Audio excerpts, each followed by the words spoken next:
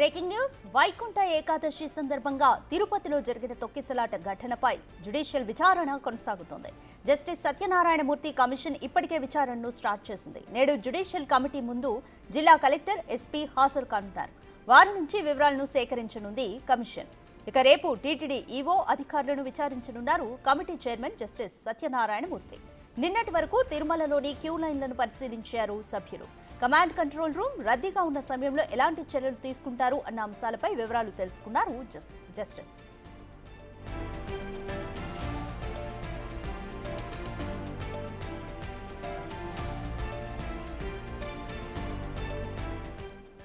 వైకుంఠ ఏకాదశి రోజున తిరుపతిలో జరిగిన తొక్కిసలాట ఘటనపై జ్యుడిషియల్ విచారణ కంటిన్యూ అవుతుంది. అయితే జస్టిస్ సత్యనారాయణ మూర్తి కమిషన్ ఇప్పటికే విచారణను ప్రారంభించింది. నేడు జ్యుడిషియల్ కమిటీ ముందు జిల్లా కలెక్టర్, ఎస్పీ హాజరు కానున్నారు. వారి నుంచి మరిన్ని వివరాలను సేకరించనుంది కమిషన్. ఇక రేపు టీటీడీ ఈవో అధికారులను committee chairman justice Satyanarayana Murthy విచారించనున్నారు. నిన్నటి వరకు తిరుమలలోని క్యూ లైన్లను పరిశీలించారు సభ్యులు. కమాండ్ కంట్రోల్ రూమ్ రద్దీగా ఉన్న సమయంలో ఎటువంటి చర్యలు తీసుకొని కంట్రోల్ చేస్తారు అన్న విషయాలపై కూడా వివరాలను అడిగి తెలుసుకున్నారు జస్టిస్.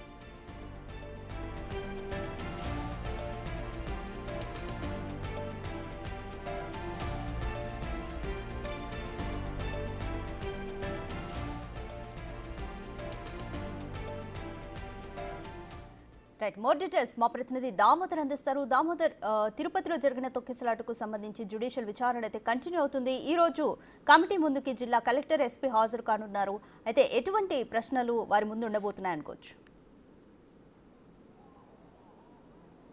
రాధిక, ఏదైతే వైకుంఠ ఏకాదశికి 2 రోజుల ముందు తిరుపతిలో వైకుంఠ ఏకాదశి టికెట్లు ఇష్యూ చేస్తున్న సందర్భంగా జరిగిన తొక్కిసలాట ఘటనపై రాష్ట్ర ప్రభుత్వం నియమించిన జస్టిస్ సత్యనారాయణ కమిటీ ఈరోజు ఏదైతే 2 రోజులుగా తిరుపతిలో తన పరిశీలనను కొనసాగించింది. ఈరోజు కలెక్టరేట్లో తన ఛాంబర్లో ఆయన ఎస్పీ, కలెక్టర్లను విచారించనున్నారు. ముఖ్యంగా ఏదైతే గతంలో తొక్కిసలాటకు కారణం ఏది, ఎందుకు అక్కడ క్యూ లైన్లను ఆ ప్రాంతంలో ఏర్పాటు చేశారు, పార్కులోకి భక్తులను ఎవరు అనుమతించమన్నారు, ఈ విషయాలపైన ఇప్పటికే సమాచారం సేకరించుకున్నారు. అదేవిధంగా తిరుమలలో క్యూ లైన్లు ఏ విధంగా నడుస్తున్నాయి, దీంతోపాటు రద్దీ సమయంలో భక్తులను ఆలయం లోపలికి ఎలా వదులుతారు, బయటికి ఎలా వదులుతారు, కమాండ్ కంట్రోల్ రూమ్ పనితీరును ఆయన సీసీ ఫుటేజ్ను పరిశీలించాడు. మొత్తం మీద అయితే తిరుమలలో నిర్వహణ ఎలా ఉంది అన్న విషయాన్ని కూడా ఆయన తెలుసుకున్నారు. దీంతోపాటు గత ఏదైతే తొక్కిసలాట సందర్భంగా మరణించిన వారి కుటుంబ సభ్యులతో మాట్లాడారు. అదేవిధంగా గాయపడ్డ వారితో మాట్లాడాడు. సమీపంలో ఉన్న దుకాణదారులకు నోటీసులు ఇచ్చి వారితో కూడా మాట్లాడిన పరిస్థితి.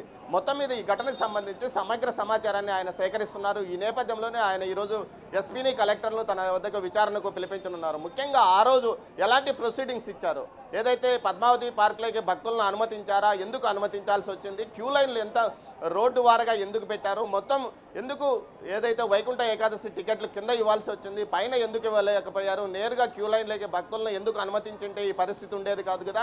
గత సంవత్సరానికి ఈ సంవత్సరానికి తేడా ఏం జరిగింది, గత సంవత్సరం కూడా అదే రామానాయుడు స్కూల్ వద్ద ఇష్యూ జరిగినప్పుడు అక్కడ ఎందుకు పటిష్టమైన బందోబస్తు ఈసారి ఏర్పాటు చేయలేకపోయారు, అక్కడ పనిచేసిన టీటీడీ అధికారి కానీ, అదేవిధంగా ఎవరైతే ఇన్ఛార్జిగా వ్యవహరించారో ఐఏఎస్ అధికారి, అదేవిధంగా వీరితో పాటు ఏదైతే కలెక్టర్ కానీ, ఎస్పీ కానీ ఈ విషయాలను ఎప్పటికప్పుడు పర్యవేక్షించారా, దీనికి ఎందుకు మీరు నిర్లక్ష్యంగా వహించారు, రాత్రి 12 గంటలకు టికెట్లు ఇస్తామని ఎందుకు ముందుగా చెప్పాల్సి వచ్చింది, ఉదయం నుంచి ఏదైతే ఆటోను ఇతర ఎవరైతే బస్టాండ్లో దిగిన భక్తులను, రైల్వే స్టేషన్లో దిగిన భక్తులను నేరుగా ఆయా సెంటర్స్కి తరలిస్తున్న సందర్భంలో ఎందుకు విషయాలను అడ్డుకోలేకపోయారు, మొత్తం మీద ఈ విషయాలన్నిటిపైన ఆయన ప్రశ్నించనున్నారు. మొత్తం మీద ఏదైతే పోలీసుకు టీటీడీకి మధ్య సమన్వయం లేకపోయిందా, ఈ సమన్వయ లోపం కారణంగానే తొక్కిసలాట జరిగిందా, వచ్చిన భక్తులను వచ్చినట్టు క్యూ లైన్లో వదిలివేసి ఉంటే ఈ పరిస్థితి తలెత్తేది కాదా అన్న ఈ విషయాల మీదనే ఆయన ప్రశ్నించనున్నట్టు తెలుస్తుంది. మొత్తం మీద ఈ ఘటన మానవ తప్పిదమా లేకపోతే అసంకల్పితంగా జరిగిందా, ఎందుకు గేట్ తెరవాల్సి వచ్చింది, గేట్ తెరవాల్సి వచ్చినప్పుడు రోప్ ఎందుకు పెట్టలేకపోయారు, అక్కడ మెన్ కరెక్ట్గా ఉన్నారా, కేవలం తక్కువ మంది సిబ్బంది ఉన్నారా,